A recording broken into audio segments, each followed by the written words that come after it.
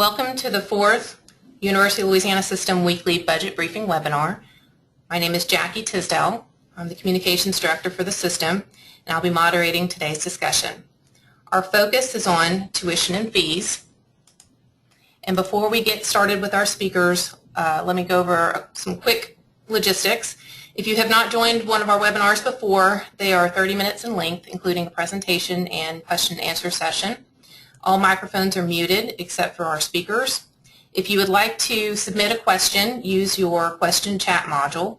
Those questions come directly to me. They are anonymous and not seen by anyone else. After the presentation, I will address those questions to our speakers as much as time will allow. The webinar is being recorded and it will be archived on ulsystem.edu/webinar. Now, before I introduce our speakers, I'd like to launch a quick poll. This poll is open right now. We want to know your perspective on how much has tuition and fees increased since 2008, 2009. You can choose from 60%, 70%, 80%, 90%, and 100%.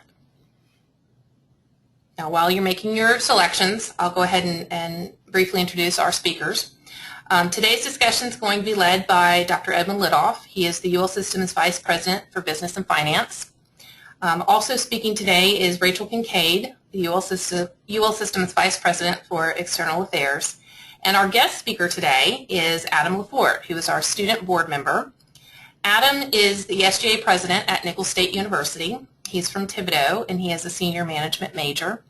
If you're not familiar with our board composition, we have 16 board members, 15 of which are appointed by the governor for 6-year terms, and we have one student member who is elected annually from amongst the SGA presidents in our universities.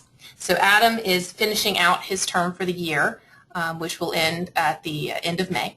So we're happy to have Adam as a featured speaker today. So we still have the poll open. I'm going to give you just about 10 more seconds to make your selection, then we'll close that poll.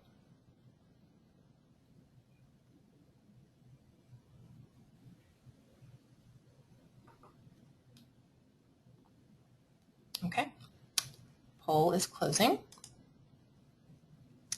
All right, and let me share the results here. You should see on your screen the results from our poll.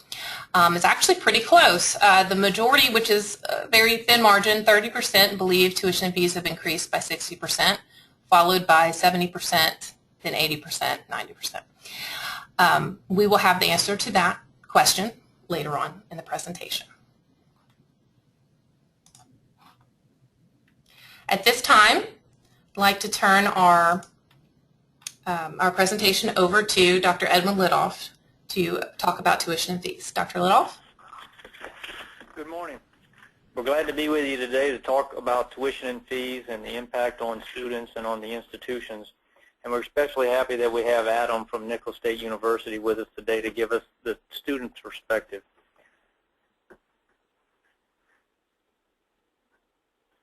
When we look at tuition, that is the amount that the university receives to pay for the educational costs for the students. But in addition to tuition, there are board assessed fees that we have at the University of Louisiana System, which include a building use fee, an operational fee, academic excellence fee, academic enhancement fees. We also have university assessed fees, which include a library fee, a utility surcharge for student life, student health, and it varies from institution to institution the amount of university fees. We also have student self-assessed fees.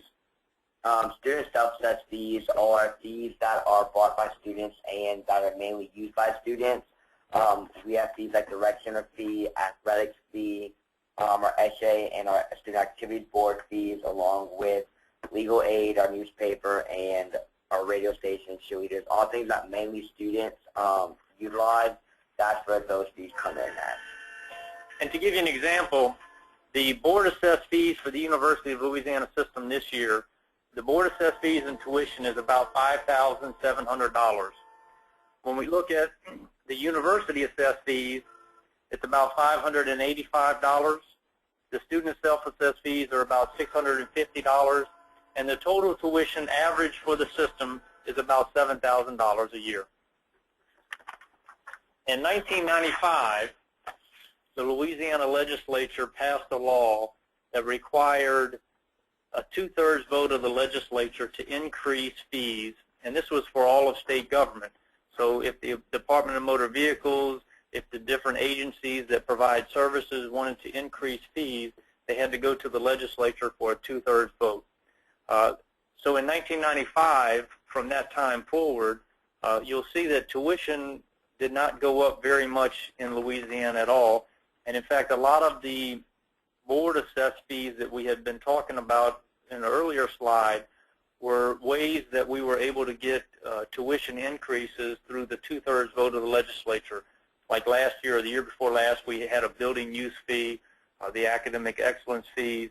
So a number of those fees that were not tuition were included as part of the 2/3 vote of the legislature. Also, we have the student self-assessed fees, and those don't require a 2/3 vote of the legislature, but there is a process that we have to go through to get that. Yeah, the process for the student self-assessed fees is that an organization or whoever wants to bring up a proposal, they come to the student government associations at the universities, and their governing body votes for it to be there. And then after that, it goes to the administration of the university to get their approval. From there, it's put on the board agenda, and then each individual board would vote to approve it. And after all of that, it's brought up to a vote for the student body in their elections they have either in fall or spring. And then so that's how those get on the ballot, and they start the next year after they've been voted on. So it takes a majority vote for that. And to give you an example, the University of Louisiana System Board in February approved 2 fees, self-assessed fees, for McNeese. They had a rodeo and a public safety fee. And then at Northwestern, they had a number of fees that they were adjusting and changing. Our board approved both of those, and then they will be voted on in either March or April and approved by the students. We have had fees in the past that the students have voted not to approve, and then the institutions would not be able to increase those amounts. To give you an example, as we start talking about what a fee increase means for an institution, as we go through the legislation, and we'll talk about that later, what we've looked at is if we added a $50 fee to the institutions, which would be a $100 fee annually, it would generate about $7.5 million for the University of Louisiana System institutions. So to give you that example, that depending on the level of cut that we have to make up in tuition, for every $7.5 million that we need to make up, we need to charge the students about $100.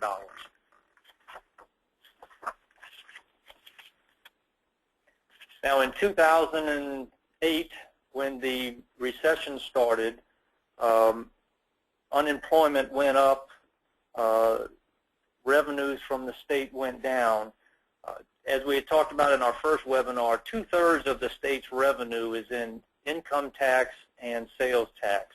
And so as unemployment goes up, as people are not employed or employed at lower levels, it means less sales tax for the state, less income tax for the state. And as the state has decreased funding, it has in turn had a decrease in funding to all state agencies, but for higher education and health care, they're not constitutionally protected.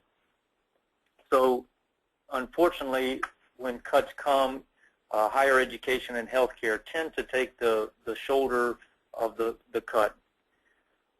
For higher education, we have 2 sources of funds. We have the state funding, and then we have tuition and fees. Now in 2010, the Louisiana legislature, by a 2/3 vote, passed the GRAD Act.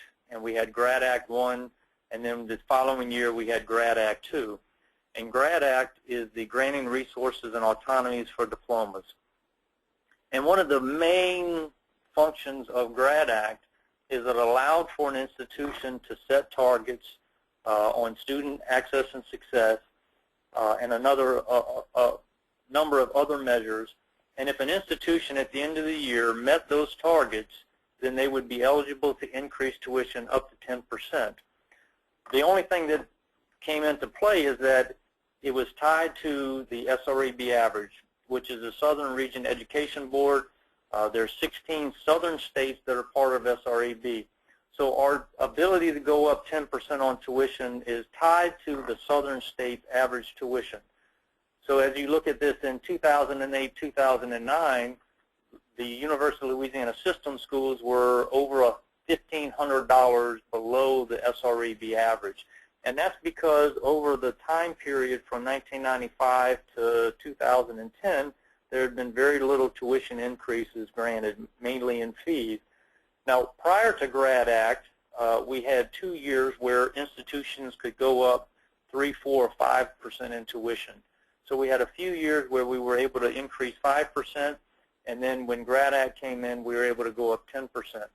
Now, SREB only has published through 2013 and 14, and as you see that the University of Louisiana system is less than $1,000 now, $778 below the SREB average. One of the problems that we're getting into is that the SREB is only going up 3 to 4% a year, and our institutions can go up to 10%. So we're slowly getting close to reaching the SREB average. And there was another little nuance in the law that it allowed you to go up to 93% of the SREB average because it was based upon Louisiana's median household income compared to the SREB states. So we are not able to go up to the SREB average, but up to 93% of that. The importance and the impact of tuition and fees, and looking at the state funding reductions that we've had, in 2008, 2009, 62% of the university's budgets were based upon state funding, and 38% were based upon students' tuition and fees. In 2014 and 15, that is basically reversed, and we now have nearly 70% of the revenue of the institutions are in tuition and fees, and only 31% of state funding. And even though we've been going up 10% a year in tuition and fees, the institutions actually have $90 million less money to operate than they did in 2008, 2009. For the University of Louisiana system, we generate $533 million in tuition and fees. In 2008, 2009, we had $330 million. So we've increased tuition and fees over that period by $200 million. But again, we're $90 million less in total revenue for the institutions than we were before.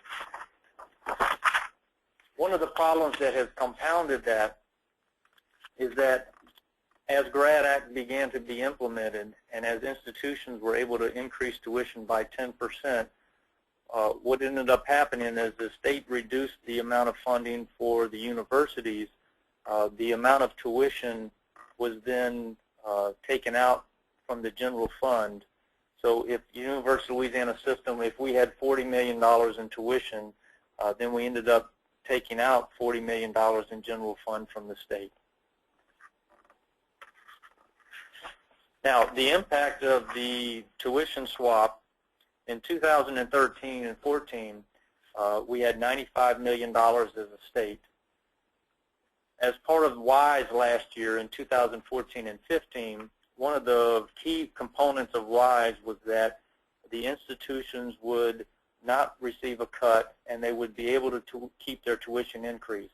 So in 2014-15, we were able to get $40 million for WISE funding. We were able to keep our base funding, and we were also able to keep the tuition and fees. In 2015-16, there's a $70 million tuition increase planned in the budget, but unfortunately, as we have gotten closer to the SREB average, not all of the institutions are going to be able to go up a full 10%, and our projections are that the state institutions will only generate about $36 million, and $70 million of tuition has been swapped in the executive budget.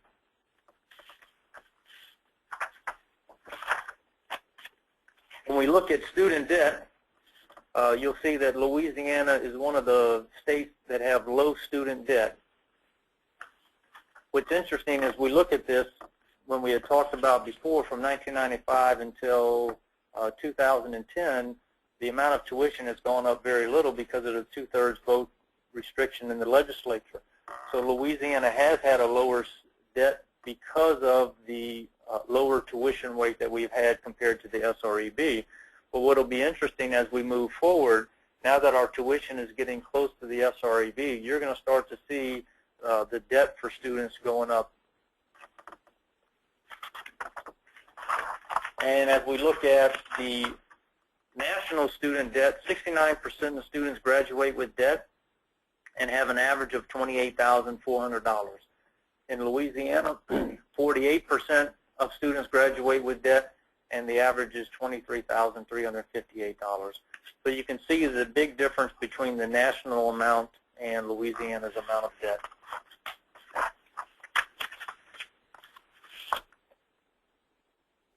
One of the big concerns that we have is that as we've increased tuition 10% each year, we are getting to the point to where our tuition exceeds the amount that a student can receive in Pell.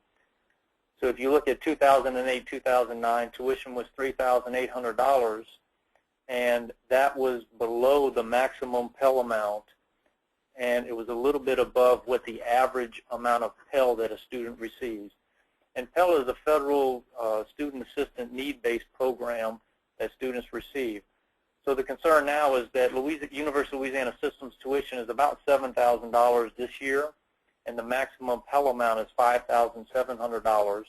And the average of a student receiving Pell is going to be a little over $4,000. So you can start to see that a student that's on Pell, that receives Pell, will have about $2,000 to $3,000 of tuition that they'll have to pay out of pocket, plus room and board, plus books and supplies. And you can also look and see that tuition has increased over this time period by 80%, about $3,000. To give an example of how this has impacted the institutions, since we have Adam from Nichols, we can look and see that the red line is the amount of tuition that the institution has received, and then the yellow line is the tuition and fees. And you can see that the amount of tuition and fees is going up at a greater rate than the tuition, but then you can also look and see what the impact of enrollment is. And one of the concerns that we're looking at is as you continue to increase enrollment, at some point we reach that point to where it begins to impact enrollment. And I think one of the arguments that we have here is that we're starting to see that at institutions. So the question is going to be, can Nichols continue to go up 10%? Or what percent can they go up? Because from a student standpoint, Adam, we've been going up, since you've been in school, 10% a year, and you've been able to see that on your fee bills that you get. Yeah, and then another example is TOPS pays for your tuition, but not your fees. So when you think you're going to college and you have TOPS say, oh, it's free, you pay over like about $3,000 per year just in fees at each university around. And that's not counting your room and board or your books or your meal plan or anything like that. So TOPS doesn't pay for all your tuition, and it's really hard for students to be able to pay for their education if they keep having to raise it more and more.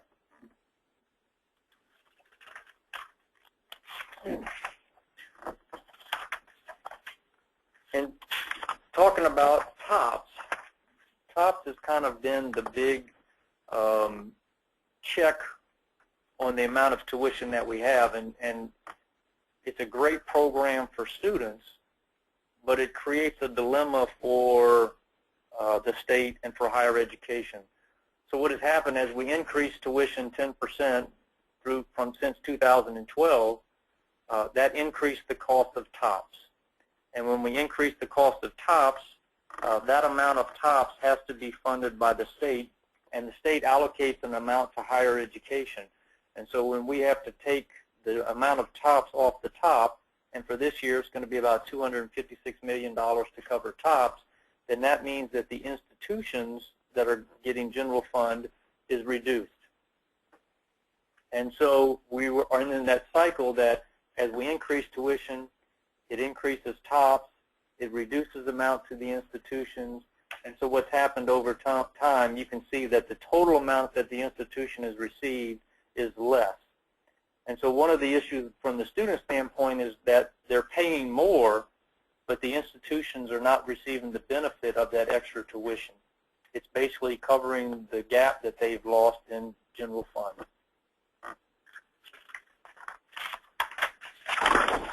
And then that comes to our current gap that we have. In the budget, there's $924 million allocated for the current year. We have increased cost of $75 million.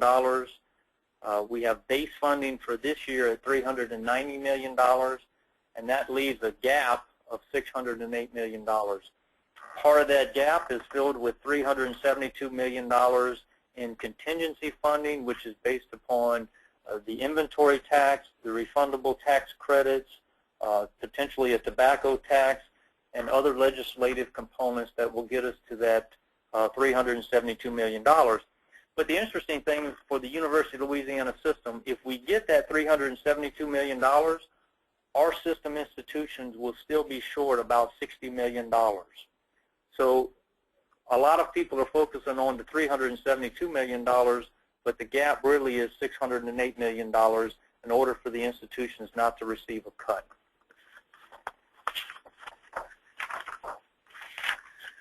And so, thanks, Dr. Woodruff. So one of the things that we know, and this is a chart about different professions and the level of educational attainment. So in general, the higher your educational level that you have, the more income you make over time, and the more taxes that are paid to the state, and the higher base you have in the state. So this is just a chart by educational attainment level of your average earnings. And so we wanted to show you this as higher education is certainly an investment, but also talk really briefly about a few of the bills that have already been filed thus far with respect to tuition. So currently there are two bills by Representative Carmody that are tuition authority and fee bills that would allow the institutions to raise tuition if they needed to in the course of a reduction in state general fund. They're both constitutional amendments that will be on the ballot this fall, October 24th. Representative Franklin Foyle also has a constitutional amendment that's very similar. It's House Bill 62. And then we also expect a few other bills that perhaps would be related to fees. There is a bill by Representative Chris Broadwater that was recently filed as early as yesterday that would really focus on authority for specific fees for institutions. So those are just a few that have already been filed. We anticipate several more to be filed, depending on what the level of state support would be this year, or if there's a $608 million reduction. So I think with that, Jackie, we were going to possibly look at questions. Yes, thank you, Rachel. Our first question, sorry, they're coming in really quick. Can you explain the difference between tuition revenue and net tuition revenue? You know, how many cents on the dollar does an institution actually realize from an increase in tuition? I think that's a really good question, because what will happen is that as we project Grad Act tuition increases, and let's say we look at $40 million in Grad Act tuition increases, what ends up happening is that as a student has a scholarship or they receive aid, once we allocate that, then the net amount is going to be the amount that the institution actually has, which is a much less amount. Our next question is, does it make sense to allow institutions to charge differential tuition? Wouldn't it be fair to say that if a product or a degree costs more to produce, it should cost more to attain? That's one of the bills that has been filed in the past and that they're looking at filing now, that would give the opportunity for those high demand, high cost programs where the wages for the students would be high, that they would be able to pay more for that cost and be able to recoup that. We'll see as that goes through the legislature if that's a possibility. We do that to some extent now. We have the EMBA programs that cost more. We have the pharmacy program at ULM, which is tied to the SREB average. So we have a number of programs that do have higher costs now. A lot of them are more at the graduate level, but what that would do is give us the ability to do that at the undergraduate level. All right, our next question is, if tuition increases can be eventually approved without legislative approval, how does that affect TOPS? Isn't that like robbing Peter to pay Paul? I think that's the big challenge that we have is how do you generate revenue for the institution without impacting the state's financial standpoint. One of the ways that we've looked at is, and that we've done a number of times, is we've increased fees, or we've increased the cost of fees, or we increased the fee, and the institution uses that fee, and the fee is not covered by TOPS. So when Adam was talking about a student that's on TOPS at an institution, and an example is at Nichols, the student would pay about $3,600 a semester. That student would have to pay about $1,500 out of pocket after TOPS. And so one way to do that is to charge on the fees. The other way, and they've talked about that in the past, is do you do something in TOPS that would set an amount that the increase in tuition wouldn't increase the cost of TOPS. And there's been a number of things discussed in the legislature over the last 3 or 4 or 5 years that we've been able to do that. Okay, our next question is, Dr. Lidoff, you referenced how much it would cost in increments to raise tuition to offset further cuts. Is there any way to be able to fill the $608 million gap by raising tuition? Well, I was just looking at if we got the $372 million in contingency funding, and then that left the gap of, I guess it was around $236 million. Just to cover that $60 million for the UL system, we would need to increase tuition 10%, and an additional $800 on top of that per student to make up the difference of the $60 million. Now, the concern becomes is if you don't get the $372 million, then that exponentially increases the amount that we would have to charge. And unfortunately, I think the implication on that would be that the enrollment would begin to drop off. Okay. So then we'd have less money. Our last question is for Adam. Do you feel that students on your campus are aware of the current fiscal cliff facing Louisiana's higher education system, and how best can students who are not aware be reached? At different universities, yesterday Nichols hosted a gathering where Dr. Murphy addressed the budget. They're hearing, I guess, rumors and speculation, and they're aware of it. So our SGAs have been doing a good job trying to reach out to the students and let them know that if they have any concerns, come to us. We're actually planning a rally, the Council of Student Body Presidents at the state capitol on April 15th from noon to 3 to go combat, I guess, these budget issues and have one unified voice as students of higher education to go against these budget issues that are being brought up. Okay. Thank you. I believe that's about all the time we have for questions. Want to remind our audience that we will actually not be having a weekly webinar next Friday because that is Good Friday and state offices are closed. So our next webinar will be on Friday, April 10th at 11:30 a.m. And because that will be the Friday before session begins, our focus will be on the legislative session. So I want to thank everyone for joining today, and this webinar will be recorded and archived at ulsystem.edu/webinar. Have a great weekend.